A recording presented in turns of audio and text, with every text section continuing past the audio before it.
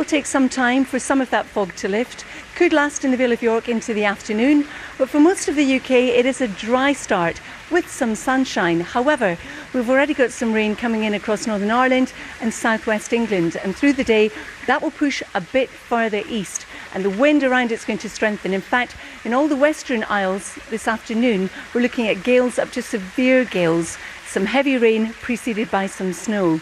For northwest England, the clouds are going to continue to build ahead of the rain, but for northeast England, heading down the east coast of England generally through East Anglia into Kent, round London, will hang on to the dry conditions, but cloud will build, and that will introduce some rain around Hampshire and to all points heading west into Cornwall. As well as that, the wind's going to strengthen. The further west that you are, the stronger the wind will be. So around the southwestern approaches, Cardigan Bay, North Wales, the wind will be a feature, and it's also going to be a wet afternoon in Wales. For Northern Ireland, you've got some heavy rain coming your way, accompanied by gusts to severe gale force this afternoon, so some atrocious conditions for the evening rush hour. Now, through the evening and overnight, what you'll find is that band of rain will continue to push over towards the east. Some of it will be heavy. It will still be windy. Behind it, as we look at clear skies, the temperature is going to drop, and it will be cold enough for a touch of frost and also the risk of ice on untreated surfaces. But tomorrow morning, that means we're off to a bright start in western areas. It will be cold, it will be frosty, and we'll see some showers develop through the day, some squally ones across southwest England with hail and thunder. Whereas in the east, the rain trying to push into the North Sea, not quite succeeding. So in eastern areas, there still will be quite a lot of cloud, patchy rain and drizzle, hill fog and low-level fog as well. And temperatures between about 5 and 6, but feeling cold if you're in the easterly wind. Then for Wednesday, a cloudy day across central and eastern parts, still that keen easterly wind feeding in. Out towards the west it will be drier and brighter. There will be some sunshine, but again some showers, particularly so across the northwest. And for the rest of the week, Dan and Lou, well, it's looking like it's going to be that bit colder. Okay, well, Carol, well, you can stay with us. Thank you so much for the weather, as always. But you are going to stay with us while we talk about Terrific Scientific, which I know you've been taking part like we have. Yes, this is a campaign aimed at getting thousands of children across the UK involved in science experiments, because the serious stuff is a third of parents have told the BBC they want their child to think about a career in science. So we got involved. We've been involved. Carol's been involved as well. What we did was the Bottle Rocket Challenge. Vinegar. Bicarbonate of soda, make your own bottle rocket and see how far it goes in the air. Yep, you're sounding so authoritative about it now. I do know what I'm talking about. Carol and Matt had to go first. It's leaking! You pierced it. Look, we're going to do this quickly. Oh my goodness, it's all coming out. Right, stand back. That's not going to go, is it? Come on. I'm going to go and see if I can... That wasn't very high though, was it? That was brilliant. What are you talking about? Fingers crossed. No, it's not going to work. No. Carbon dioxide's building in there. It is, I can feel it. Should we go get coffee? Go and tickle your cork.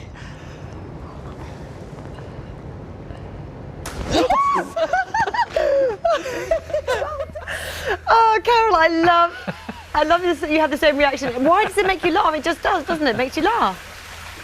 I know, it makes you laugh. And I got such a shock because Matt and I really thought they're not going to take off. And the minute you started approaching them, woof, off they go. It was such brilliant fun. Oh, we loved it. Brilliant. And the point is that people can try this at home with adult supervision. Thanks so much, Carol. We'll see you tomorrow. It's brilliant, isn't it, when you sort of set them off and they go miles in the air? Yeah. It is, isn't it? Should we Yeah. see what happened when we did ours? OK. I've named mine. What's it called? The Rocket of Justice. Brilliant. Yours is quite minimalist, isn't it? That's my way. I'm very Yeah? much the Understated. sort of Swedish design. What do you reckon? Happy? Where's your face? There you Yeah. go. You come up trumps there, I think. Right, let Come battle on. commence.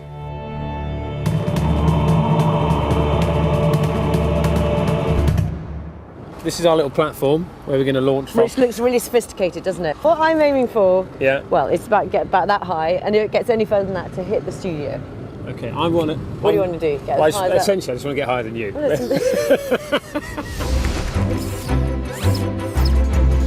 So what's going to happen is the vinegar and the bicarb are going to react together, aren't they? And they're Yes. going to basically fizz, which makes gas.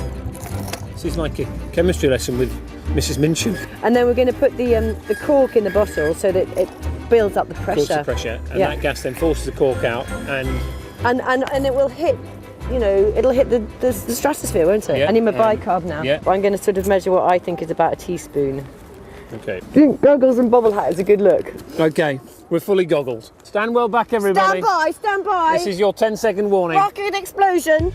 10, 9, 8, 7, 6, 5.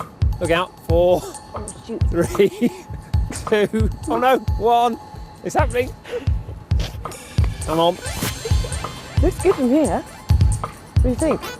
I'm going to pull the cork out. Are you good? Are you? Yeah, it's not going to kill me, is Are it? you sure? Yeah.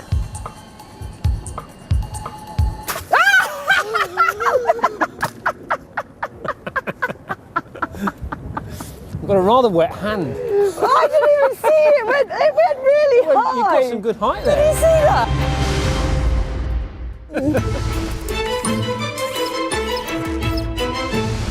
Okay, 10, we're off.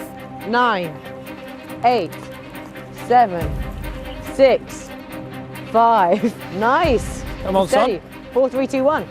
I might have to go and remove the cork again. Wait. Give it a bit of time. Oh. Oh, ref. Oh. Hold on, let me just get this measured. Hold on. Yeah, that's at least 50 centimetres.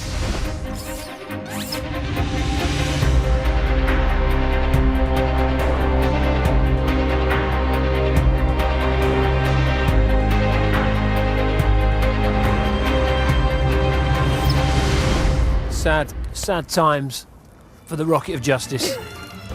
I had high hopes when it comes to science. Yet again, just like school, I have failed. I've really enjoyed that. I Yes. didn't know that science could be such fun. It's been great, and try it yourself. But stand well back, particularly if you've got one that could go anywhere, like this one.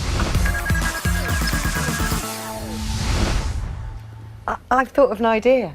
Oh. We need my rocket with your afterburner, and then it really could go into the stratosphere. I'm just genuinely disappointed by the complete lack of scientific talent that I displayed there. I do think, though, I think there might have been some sabotage involved. There's no You kept sabotage. encouraging me to put more vinegar in. There was too much weight. Listen, Dad. Sometimes when you've lost, just do it gracefully. I think I got a missed call from NASA actually, so I'll be taking that later. It was ever since you beat me at the snooker. It's just so pathetic, wasn't it? Anyway, please do try it at home. It's such fun. Yes, it's lovely. Whatever happens, isn't it, Dad? Yeah, and you can go to bbc.co.uk/terrific scientific and use the hashtag terrific scientific as well if you're posting your efforts online.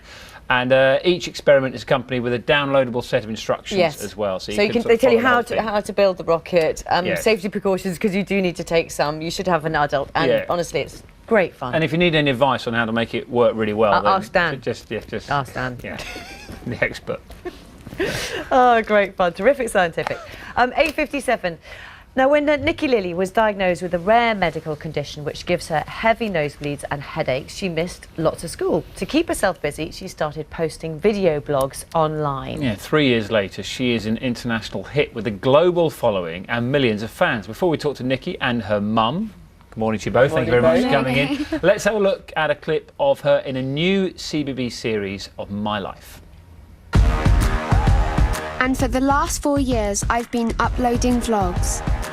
Hi, it's Nikki from Nikki Lilly. Well, hello everybody. I love to share my passions, I really love this colour.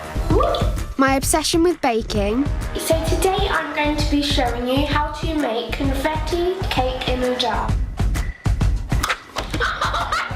and loads of other stuff too. It's just before bedtime, and please excuse my attire. I have toothpaste on my spots. But most importantly, it allows me to share how I feel about myself.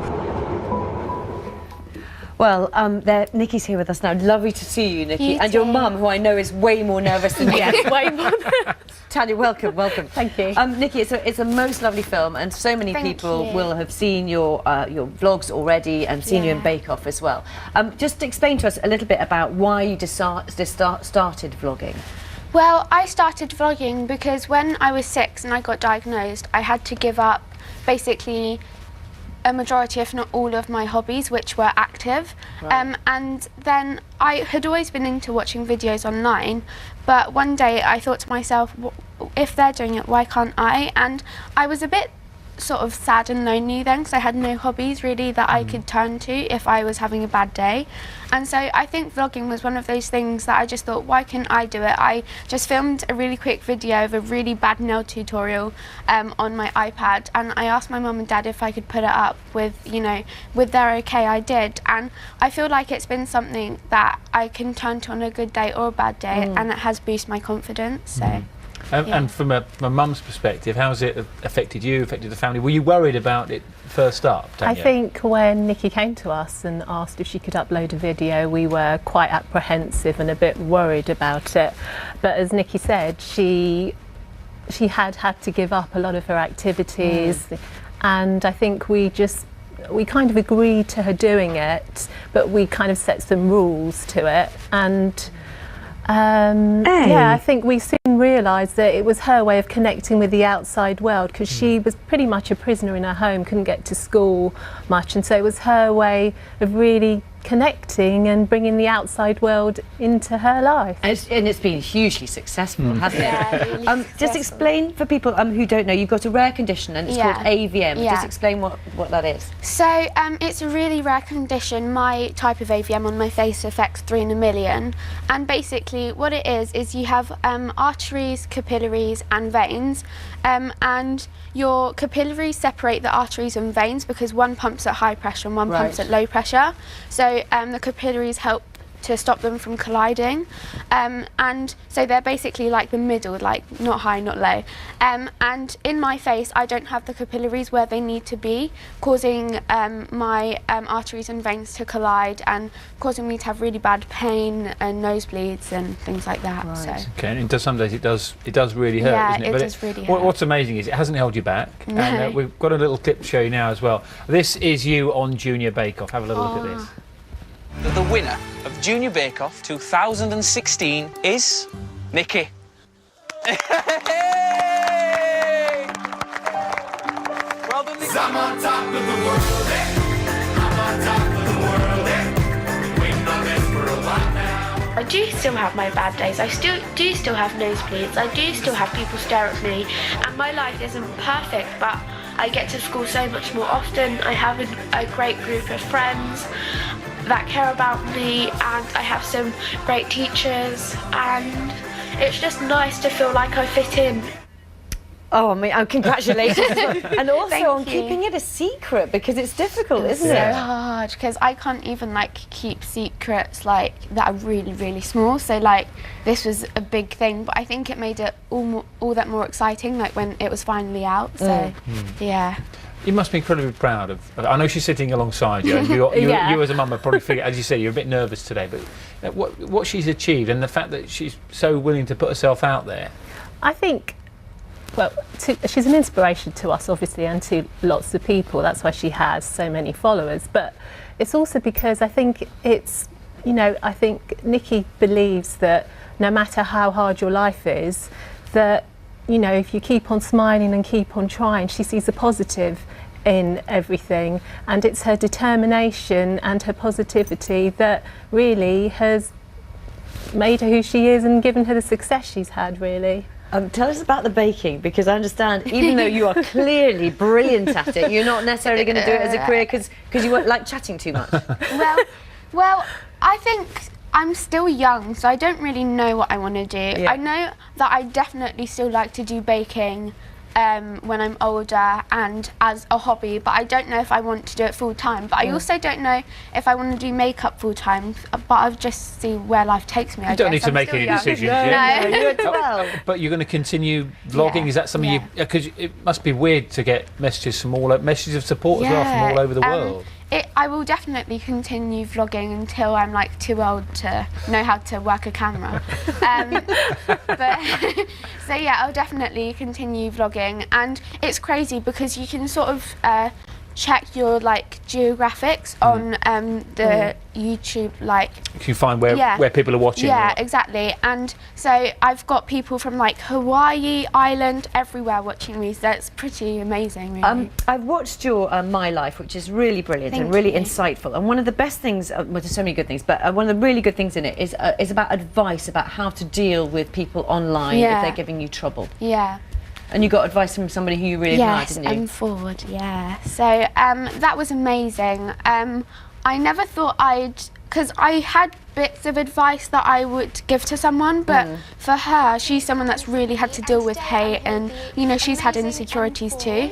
So I think it was definitely like a big thing. She gave me so many great tips, like don't show where your house is and what it takes to be a good vlogger and things like that. So it was definitely a really great experience. It's really worth watching. And there you are meeting her as well. She's a bit of a hero of yours. She's big in the vlog world as well, Yes, isn't she is, yeah. Well done, Mum. Thank you. You got through it, Tanya. You got through it. Thank you both so much. Thank you. Thanks for coming to see us. Thank And My you. Life, Born to Vlog, is on CBBC at 5 p.m. tonight. And of course, as well, if you don't manage to catch it then, you'll be able to see it on iPlayer as well. Yeah, 9:05. Before we come back, let's take a brief last look at the headlines wherever you are this morning.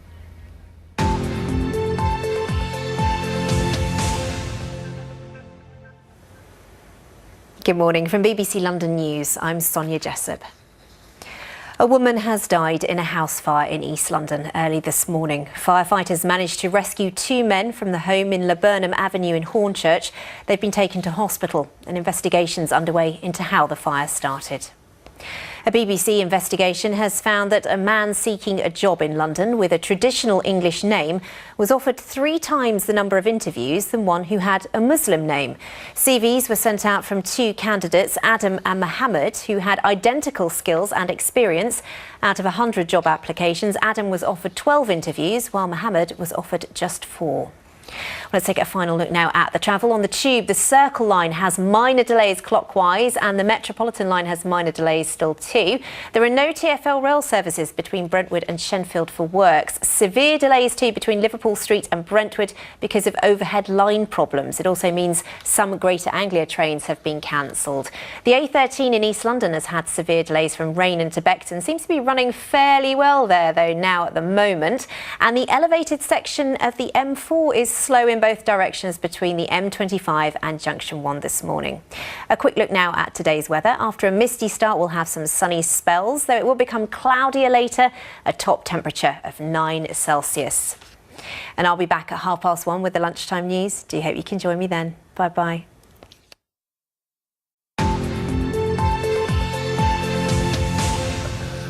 Welcome back now. His production of Harry Potter and the Cursed Child was a huge box office hit and scooped several theatre awards. Now, director John Tiffany is back in the West End with his latest show. It's an adaptation of The Glass Menagerie, I can say that, a classic American drama all about the relationship between a mother and her children. John's here alongside Cherry Jones, who stars in the play. Morning both. Lovely, Morning, guys. lovely. Good morning. Who wants to explain the story?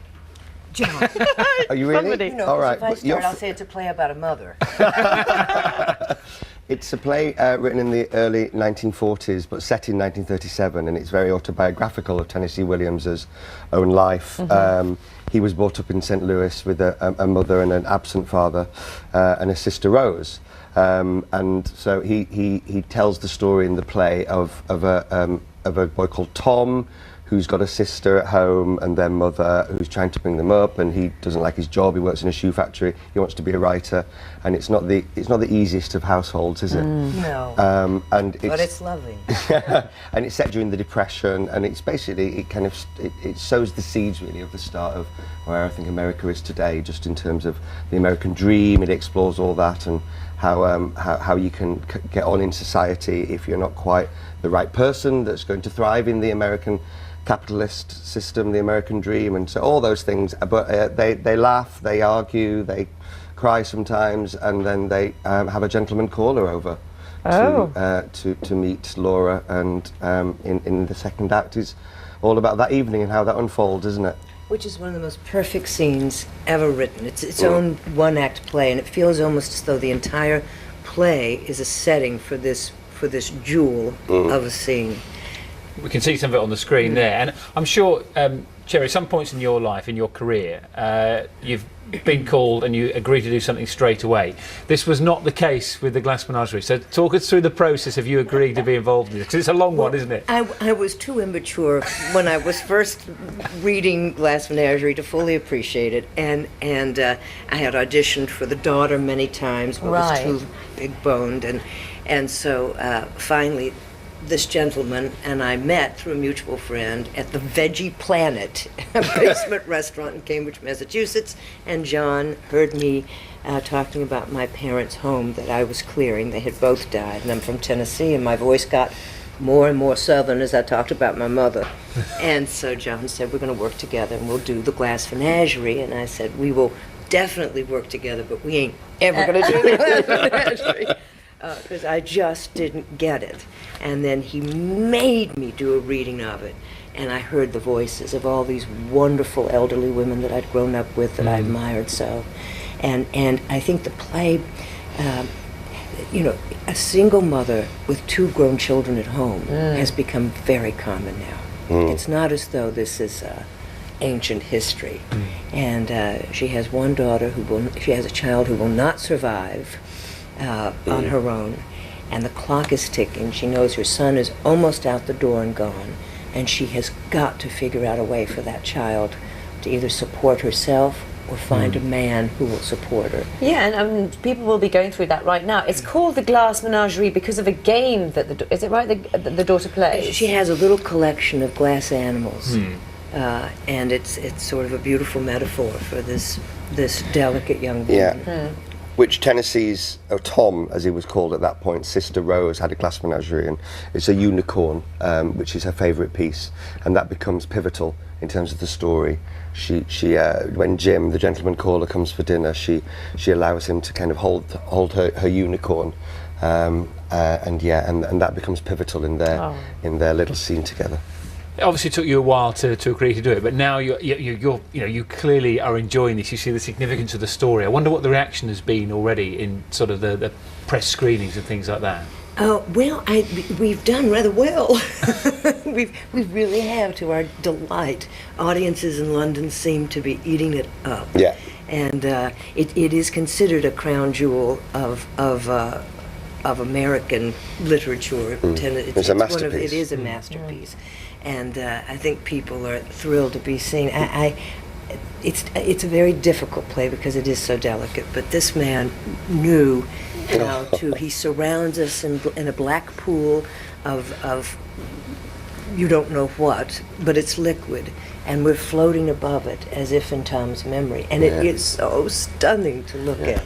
So, and it's also for a woman my age, sort of our Hamlet.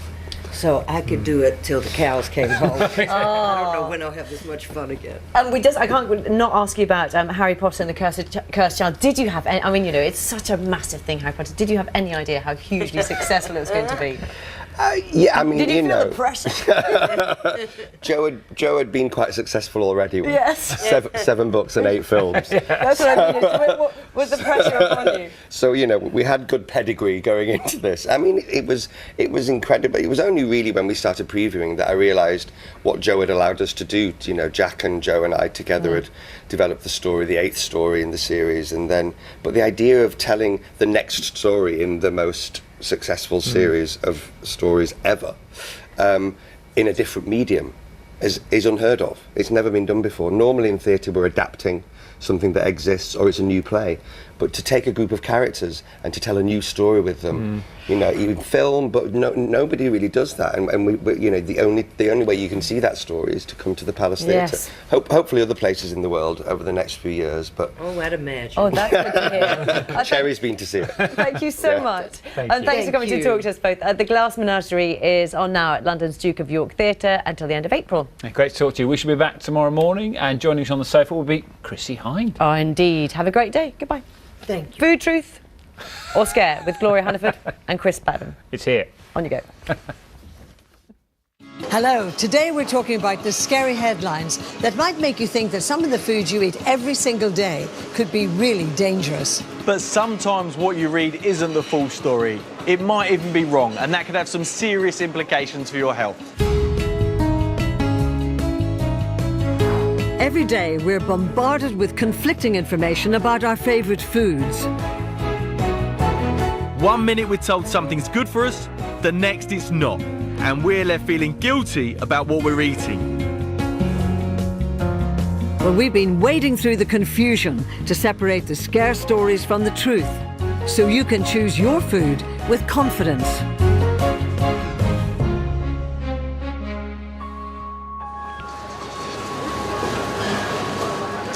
Hello and welcome to Food Truth or Scare, the programme that unpicks what's behind some of those headlines we all read in the papers or online, so you'll know which ones are really worth paying attention to and which you can safely ignore. It's really, really easy to see a news story that makes you totally rethink what you should be eating to avoid some serious health problems. But if the story you're reading is barking up the wrong tree, you could end up making completely the wrong decision. So today we'll be bringing some much needed clarity to stories that, if you really did swallow what they say, could have serious implications for your health. Coming up, oily fish has long been called a miracle food, but now some reports claim it could actually be dangerous. So what's the truth? It's actually really worrying because consumers like yourself are so confused about what they should do. And Chris is as confused as anyone when it comes to whether it's safe to eat steaks and burgers rare. So we'll clear up which meats you can eat pink. I wouldn't eat a burger like that. With the beef I'm fine, but with the burger I'm maybe a little bit more apprehensive.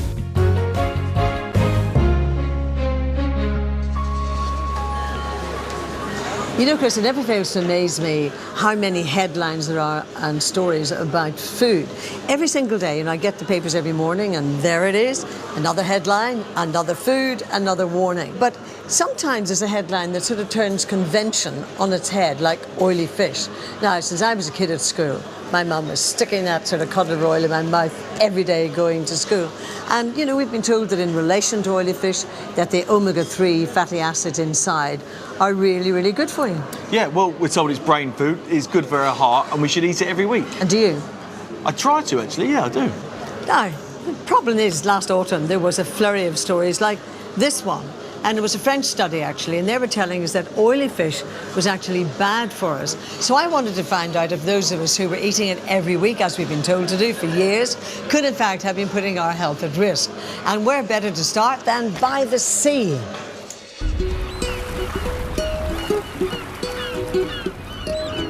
Every year, we spend over £1.5 billion on fresh fish. And our favourite by a long stretch just happens to be one of the healthiest around, salmon. Now, we've long been told that salmon and other oily fish like tuna and mackerel is so wonderfully good for us and we should eat plenty of it.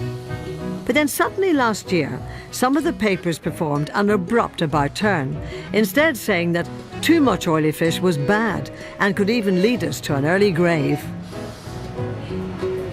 Now, those headlines are the exact opposite of everything I've always thought about and indeed believed in, that fish is really good for you and you should eat it every week, especially if it's oily fish.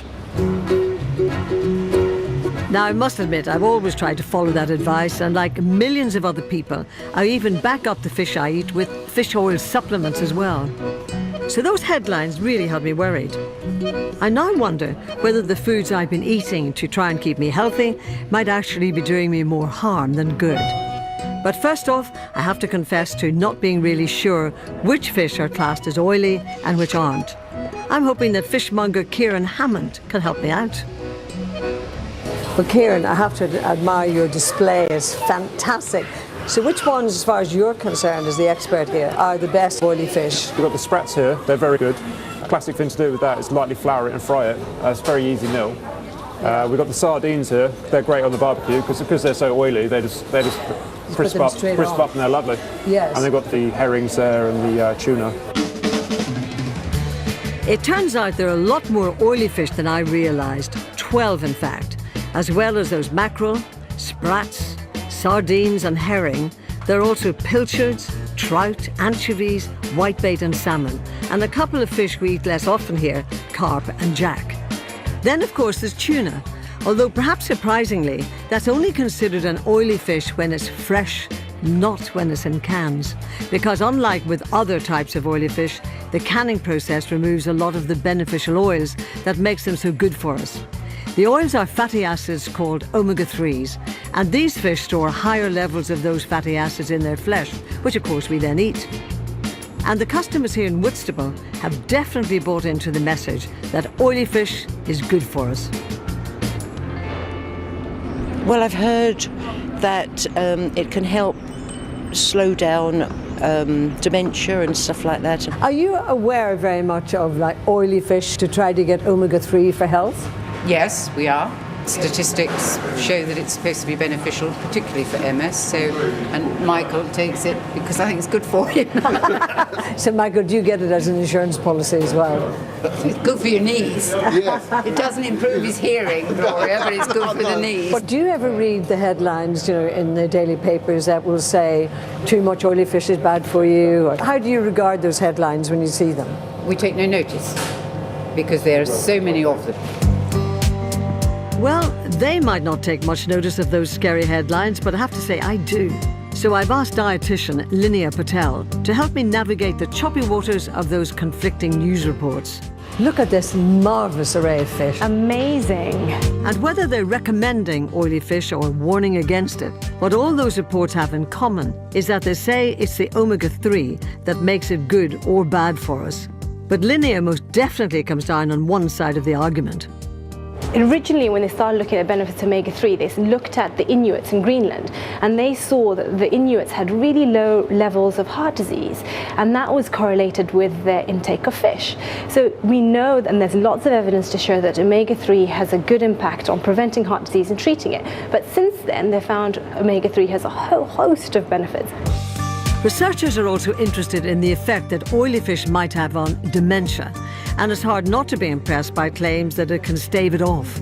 But for me, there was one negative headline that really hit home, and it's this one, saying that eating oily fish increases your risk of developing diabetes. Now, I was diagnosed as being pre-diabetic a few years ago, and I'm determined to try and make sure that I don't develop full-blown type 2 diabetes, so I'm pretty careful about what I eat. This one says diabetes risk soars by 1/4, which is very high, if you eat oily fish like salmon or mackerel every day. Well, I wouldn't eat it every day, but I mean, that is a scaremongering headline. It is, and we've always got to remember there's a lot of media hype in terms of nutrition. But when Linnea looked at the original study behind that headline, she discovered that the link with diabetes actually had more to do with meat than with fish. When you actually look at this study in a little bit more detail, we find that actually it's not quite as straightforward as linking your intake of oily fish to diabetes. When the researchers were making the conclusions in the study, they were linking it more to the intake of essential fats that were found in meat versus oily fish.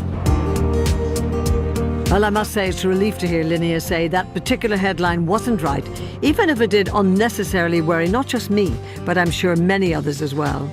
Next, though, I'm keen to hear Linnea's take on another that's even more concerning. Eating too much oily fish could increase your risk of premature death. Very dramatic, and again, when you drill down into the research, it's not quite as straightforward as this.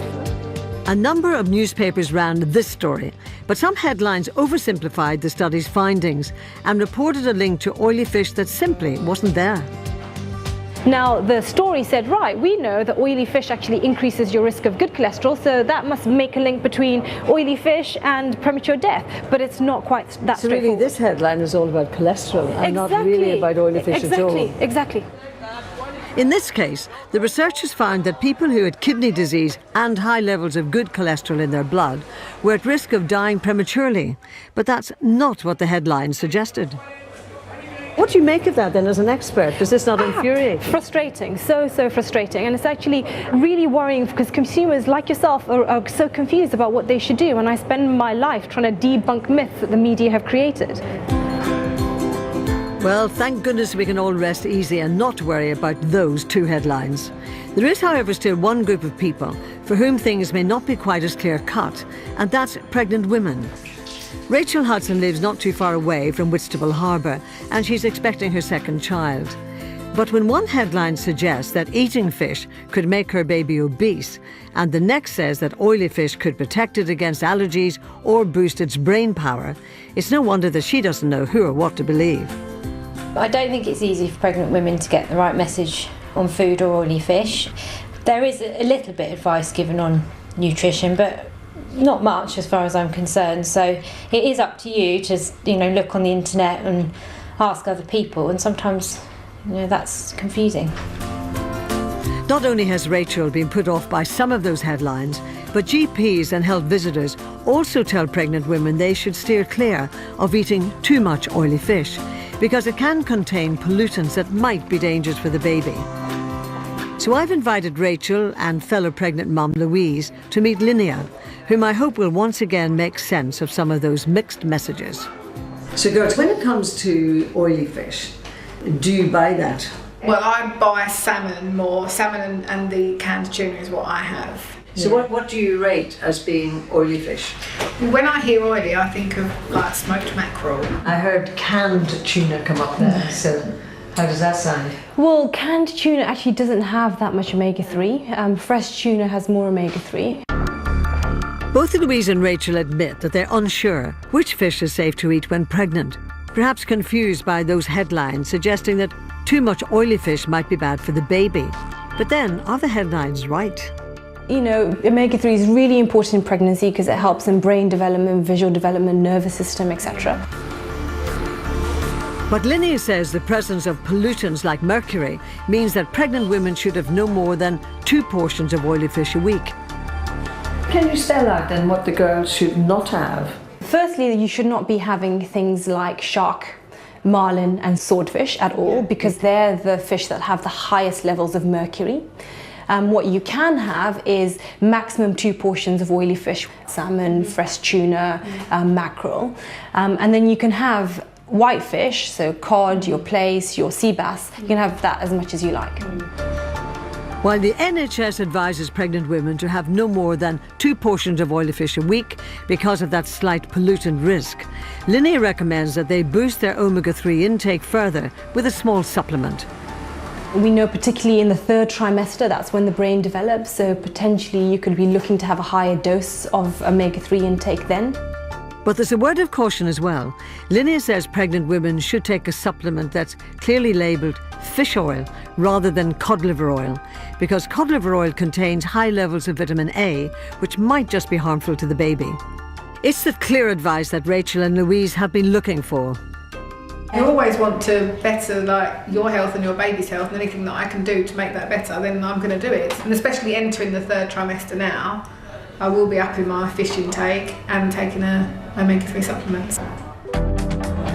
But if oily fish contains pollutants, and as a result, pregnant women are told to limit their intake, does that mean the rest of us should watch how much we have as well? If you're not pregnant, Linnea says up to 4 portions a week would be fine. But I have to say that when Linnea recommended those supplements, it was music to my ears, because I've been taking fish oil for decades, and I'm not alone. 15% of all the supplements we buy are fish oils. At King's College in London, Professor Tom Sanders has studied the powers of omega-3 from both fish and in supplements. His research suggests that the millions of us who take fish oil supplements every year really needn't bother, although he's going to have a real job convincing me that I shouldn't be taking mine. Well, this is my fatty acid one. Yeah. Oh, there we go. A few of them. They look more like suppositories. I assure you they're not. Yeah. Now, I take a relatively high-dose supplement daily, but as far as the professor is concerned, he says my whole week of pills is just about the same as 1 piece of oily fish. Well, a typical tablet like that would provide about 1/2 gram. So if you took one of those every day, about 3.5 grams a day, which is roughly about the same as eating 1 piece of salmon or probably 2 bits of mackerel a week. You see, I have an argument, maybe I'm just trying to validate why I take so many vitamins, because if I had a proper diet all the time, I would accept a doctor's advice that says you don't need vitamins. But the thing is that we all don't have a proper diet these days. Now, I know that you're sceptical, but I like the theory of taking them. One of the problems I have generally about supplements is that people are under the illusion that the food we're eating now is inferior to the food we've eaten in the past. You know, maybe actually the food people ate in Victorian times was great. It wasn't. It was dreadful. They were all, you know, undersized. They didn't live long. You know, survival was bad. We're better nourished now than we've ever been, and that's why people are living much longer. Even if I didn't eat any oily fish, the professor would still prefer me to look for other natural sources of omega-3, which he says will give me the benefits that supplements might not. If you don't like oily fish and you're a vegetarian, then make sure you use rapeseed oil and eat nuts, like walnuts, a very good source. And eggs are a good source of omega-3 fatty acids. But I'm not sure I'm ready to break the habit of a lifetime just yet. The jury is still out. Now, I'm going to argue the point for this. I think I'm going to keep on taking them because I know I'm not getting, probably in the average week, the right amount of oily fish. Well, I don't see any harm in taking a fish oil supplement as an insurance policy, but I can't say I can promise you it's going to deliver any benefit. But do you think it does you some good? Yeah, probably. So, whether it's better you get it from a supplement or, as the professor says, from oily fish itself, which is where he and I actually agree to disagree, it's clear that however you take it, omega-3 does have real benefits, and those headlines suggesting that it doesn't just aren't true.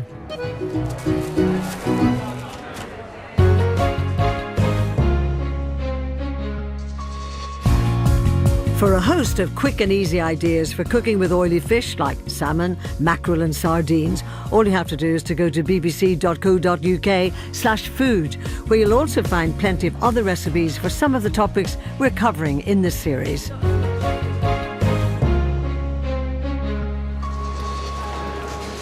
Now, as important as what we eat is how we cook it, and that's especially true with our meat. Tony's a local butcher here. Tony, can you tell me a little bit more about what we've got? Yeah, we've got prime cuts of steak, sirloin, fillet, ribeye, steak bone, frying. And when you're serving your customers, do they ask you how should they cook it? Yeah, they do, yes. How long to cook it for, a steak. People like it cooked well done, medium rare, so give them the times that they want. So that's purely a preference as far as you're concerned. It's got nothing to do with food safety? No, none at all, no. It's how you prefer your meat.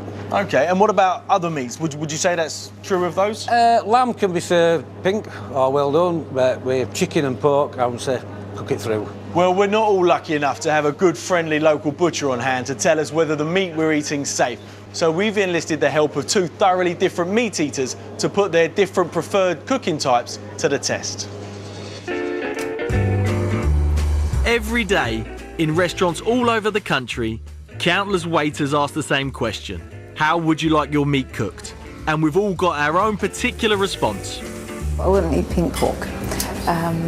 Pink beef, lamb, yes, but I'd be very particular about where I bought it from. Me, like medium. I like it a bit red in the middle, but not too red where the blood's dripping all over the place. I just like to be always on the safe side with it.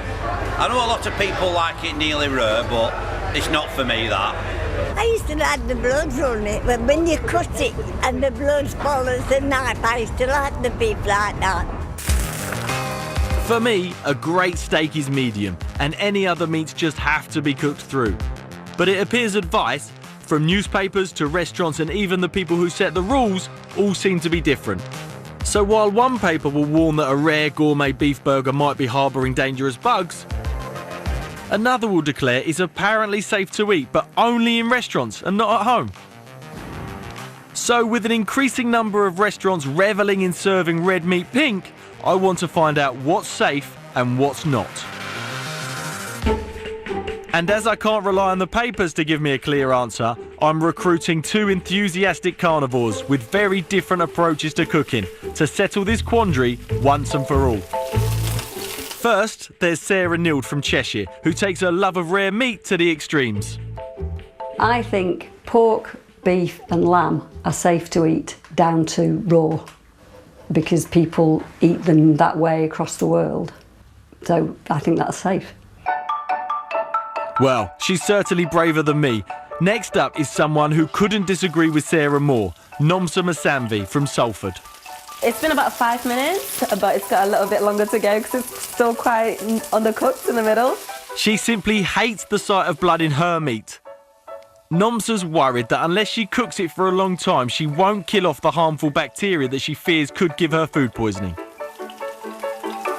And you can understand her concerns, especially after newspaper reports saying that some meats and meat products contain dangerous bacteria that can only be killed off when the meat's thoroughly cooked through, which is exactly the way Nomsa does it. Because it's still undercooked, I still think that there's still some bacteria in the meat, and that might cause me to have food poisoning or get ill of some way. It's pretty clear that Sarah and Nomsa are polar opposites when it comes to how they like their meat cooked. But is either of them right? I've asked them to help me investigate which meats it's safe to eat pink and which might leave them with a nasty bout of food poisoning. I hope you don't mind, but I've taken the liberty of ordering some food for you. So let's see how pink these two are prepared to go. So we've got a lamb chop, a nice piece of steak and a burger. So if we start with a steak, reasonably rare, maybe sort of medium rare I would say actually. How does that look to you? Appetising, or is that a no thank you? Terrible. When you look at the blood, you kind of think like, oh, is this safe enough for me to eat, you know? So that's kind of off-putting for me. Even if you're really hungry? No, maybe I'll eat the veg, but not the meat.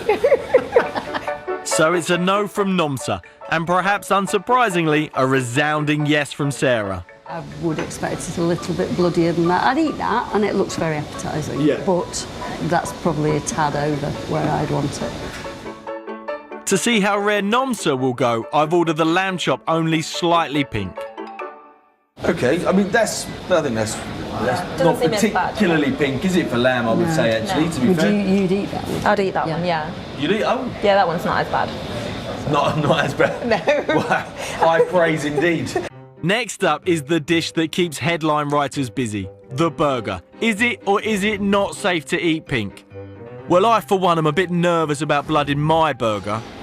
I wouldn't eat a burger like that. With the beef I'm fine, but with the burger I'm maybe a little bit more apprehensive. Yeah. What about you? How would you get on with that? Okay, with this one, it definitely needs a little bit more cooking. Yeah. Well, I'd eat it. It's actually pinker than I thought it would be. Yeah. But yeah, I'd eat it.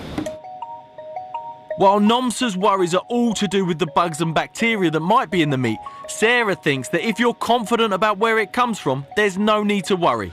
So I buy from my local butcher, and their food is all traceable. Yep. So I would cook their mince into a burger and have it pink at home without any qualms. But I wouldn't do that with a lot of, certainly not with a pre-made supermarket burger. And Sarah's confidence even extends to the one wildcard dish I've kept for the end, pork. While the Food Standards Agency says it's a meat that absolutely must be cooked through, restaurants all over the country are now serving it pink too, and leading food magazines are even suggesting it can be eaten pink at home. No prizes for guessing Nomsa isn't convinced, but Sarah does eat pink pork. Why is that? Because it'll be moister. I just think pork goes dry so quickly that I'd rather err on the side of it being juicier. But for me, undercooked or pink pork would scare the pants off of me, I think. So let's have a look at this. To be scared then, I think. Would you eat that? No. Would you eat it? You're hesitant, aren't you? Do you know what? I think I probably would. But that would be the... That would be your limit. Would you have it any less cooked than that? Well, I probably would. I mean, pork's not a meat I eat an awful lot. I'd certainly be happy to eat that, and it looks lovely. But while Sarah's confident about the pork sold by her local butcher, she wouldn't be quite so gung-ho buying from a supermarket, where she doesn't know where the meat came from. Last summer, the MRSA Superbug was found in pork on sale in 2 British supermarkets. And while it was only found in very small amounts, it certainly made me think about how to make sure all the meat I eat is actually safe. I, for one, would very much like to go and seek some more advice from an expert. Would you like to come along? Yes, we would. Yeah? Great. Brilliant, let's go. Even though the three of us all have different ideas about what's safe to eat, our concerns are all based on the same thing: the question of whether bugs or bacteria in the meat are killed when we cook it. A week ago, I asked Dr. Chloe James from the University of Salford to test out just that. She lathered 3 steaks with high levels of Listeria and E. coli to see whether cooking the meat would kill enough bacteria to protect us from the nasty effects of eating them.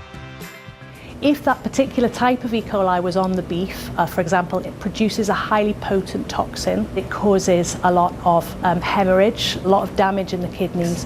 Listeria can lead to fever, diarrhea, vomiting, muscle aches. One of the steaks was cooked until it was well done. One was cooked in the style usually called blue for about 90 seconds on each side, and the third was left completely raw, so not cooked at all. Next, she sampled the surface of the meat and left those samples to grow cultures. Now, the vast majority of meat bought in butchers and supermarkets isn't contaminated with anything like the amount of bacteria Chloe laced our steaks with, so will cooking kill it all off? Nice to meet you. Hi, Nomsa. I'm Sarah. Sarah, Nomsa and I have come to get the results. What did the test results show? I've got some plates that I can show you here. Yeah, please, yeah. So this is the plate showing the level of E. coli bacteria found on the uncooked steak. Unsurprisingly, it's almost completely dark, meaning the plate is covered in bacteria. But after cooking, even just for 90 seconds on each side, a massive proportion of the bacteria was killed. So the blue steak, you can see it's a significant reduction from about 250,000 cells on the raw steak. There are about 4,000 cells here. That's about a 98% reduction in the number of E. coli cells.